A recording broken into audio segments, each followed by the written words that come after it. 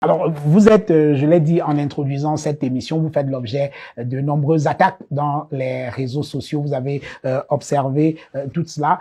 Comment vivez-vous, Claudel Noubissi, toutes ces attaques contre vous, que ce soit de la part d'anciens collaborateurs, de la part des investisseurs et de la part d'un certain nombre de lanceurs d'alerte? Comment vivez-vous cela? Monsieur Jean-Bruno Tani, j'ai grandi dans un quartier qui s'appelle Komkana. C'est un quartier assez difficile de la ville de Yaoundé. Et moi, je dis toujours que j'ai grandi dans la rue. Et dans la rue, on ne pleure pas. Parce que quand tu pleures dans la rue, les choses dramatiques vont t'arriver de manière encore beaucoup plus fréquente parce qu'on va estimer que tu es une mauviette. Moi, quand j'ai décidé de me lancer dans l'univers entrepreneurial, ça fait pratiquement 10 ans aujourd'hui, je me suis préparé d'abord spirituellement et émotionnellement parce que je savais que je devais faire face à ce type de challenge. Parce que quand tu rêves grand, quand tu veux réaliser de grandes choses, c'est tout à fait normal que tu fasses face aux grandes batailles. Donc moi, je considère cela tout simplement comme le cours normal des choses. Et tout ce que je peux dire, parce que moi, j'ai beaucoup de respect pour des lanceurs d'alerte, parce que dans tout pays, on a besoin des personnes qui nous alertent ce qui ne marche pas. On a besoin des personnes courageuses qui sont capables de venir nous dire, ici, ça ne fonctionne pas, il faut qu'on améliore ça. On a besoin des personnes qui vont à l'encontre de la pensée dominante, parce que c'est ça qui nous permet de nous remettre en question. Monsieur Jean-Bruno Tani, moi, je suis un scientifique. La science évolue grâce aux critiques. Parce que c'est lorsque ton interlocuteur dit non, lorsqu'il n'est pas d'accord avec toi, qu'on commence à discuter, qu'on commence à voir les manquements. Moi, il a fallu que ces événements arrivent pour que je vois aussi certains manquements que nous avons, notamment d'améliorer la communication avec nos différents associés, nos différents partenaires, nos différents investisseurs, nos différents actionnaires. Nous sommes même en train de travailler sur un ERP actuellement, grâce à ce qui est en train de se passer, parce que ça nous a permis de comprendre qu'en réalité, nous avons des choses que nous devons améliorer dans notre procédure, même dans la manière de sécuriser les documents. Parce que ça montre aussi qu'il y a une lacune, ça montre qu'il y a une faille. Donc moi, je ne prends pas ça négativement parce qu'un entrepreneur prend tout ce qui se passe comme une opportunité. Tout ce que je pourrais dire, c'est que c'est tout à fait normal que quelqu'un se sente lésé. C'est tout à fait normal que quelqu'un se sente frustré lorsqu'il devait peut-être recevoir 10 000 francs le 12 et puis le 25 qu'il n'a pas encore reçu, même comme il a eu toutes les explications de ce pourquoi ce n'est pas arrivé. Mais je tiens à préciser, Jean-Bruno Tani, qu'il y a des entreprises qui ont fait faillite. Dans notre pays, il y a des multinationales Ce n'est pas encore le cas chez vous, qui ont fait faillite. Dans notre pays, il y a des projets qui ont été lancés par le gouvernement entier et les projets ont fait faillite. C'est pour dire qu'un projet peut échouer. Est-ce que quand un projet échoue... Est-ce que c'est le cas de... Non, je veux juste prendre le pire des cas. Est-ce que quand un projet échoue, ça signifie qu'on n'a pas respecté ses engagements? On peut faire tout ce qu'il faut faire, mais ça ne fonctionne pas. Par contre, nous, pratiquement 10 ans après, nous sommes toujours là, en train de continuer de développer nos projets. On a eu des échecs, certes, mais ce n'est pas pour autant qu'on a arrêté d'être résilient. Comment réagissez-vous quand on compare tous les projets, les entreprises, Claudel Noubissi, à l'IEB Limal ou bien l'Amida? Claudel Noubissi, c'est un chef d'entreprise. C'est un entrepreneur.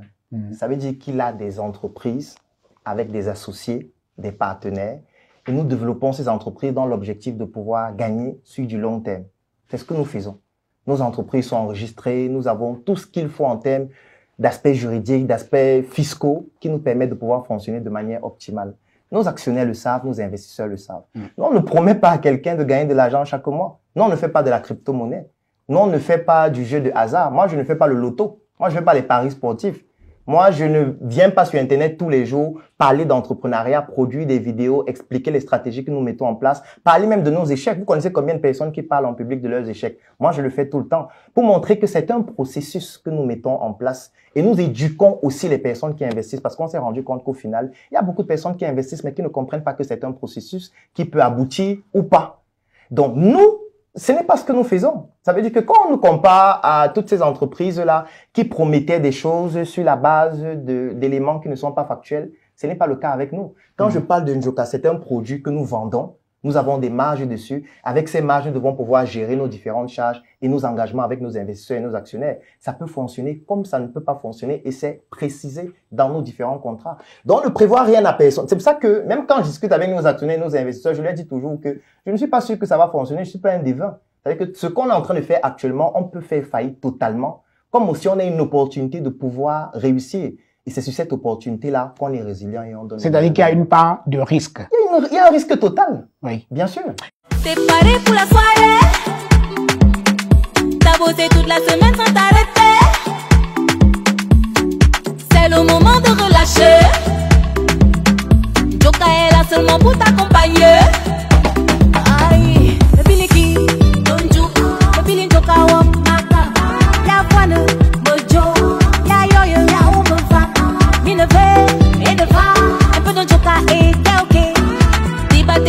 Jokan était posé.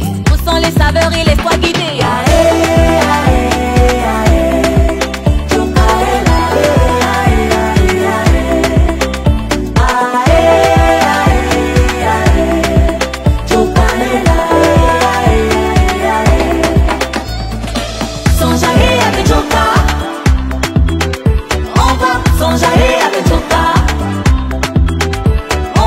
S'éclater avec Joka, on va s'amuser avec Joka. Joka, Joka. On joue mon son et l'atmosphère est déjà détendue. Table est salie et c'est Joka qui règne, y a pas de comme lui. Ramène tous tes potos. Joka ne demande que